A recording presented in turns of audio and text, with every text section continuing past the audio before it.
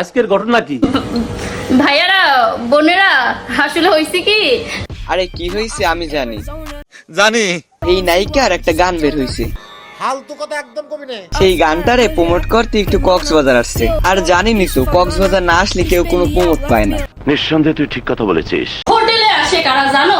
জানি তো, যাদের আপনার মতন গোপনে প্রমোট লাগে তারাই শুধু কক্সবাজারের হোস্টেলে যায়। বড় বড় মডেলরা, কিউট কিউট নায়িকারা, এরা কেন আসে আপনারা জানেন?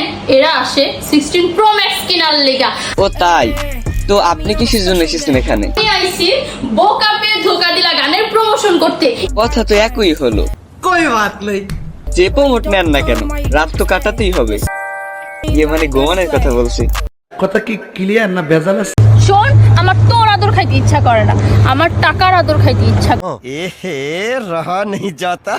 আমার অডিয়েন্সরা তো বুঝছে আপনার টাকার দরকার, তার জন্যই তো আপনি কক্সবাজার আসছেন। খালি মাল কামামু। এখন শুধু টাকা আর টাকা, একজন 500 আর দুইজন মিলে একসাথে করলে 1000।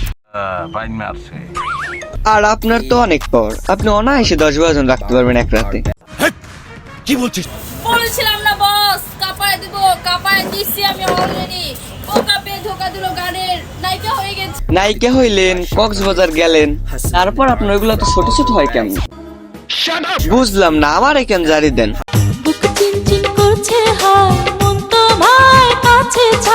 আমি তো দেখি তোর বুকের উপর কি যেন লাফাইতেছে। তোমার কথা শুনে মনে হইতেছে তুমি বিরাট জ্ঞানী মানুষ হয়ে গেছো।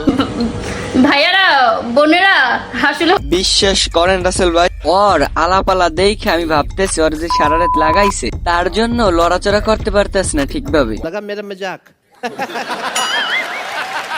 ওই হাসস করে একটা থাপড়া দিতে করতে চায় না। টাকা নেওয়ার পরে এই মেয়ে টাকা নেয়, শুটিং এসে টাকা নেয়, পেমেন্ট নেয়, নিয়ে যে মানে প্রমোট করে। ও টাকার বিনিময়ে প্রমোট দেন?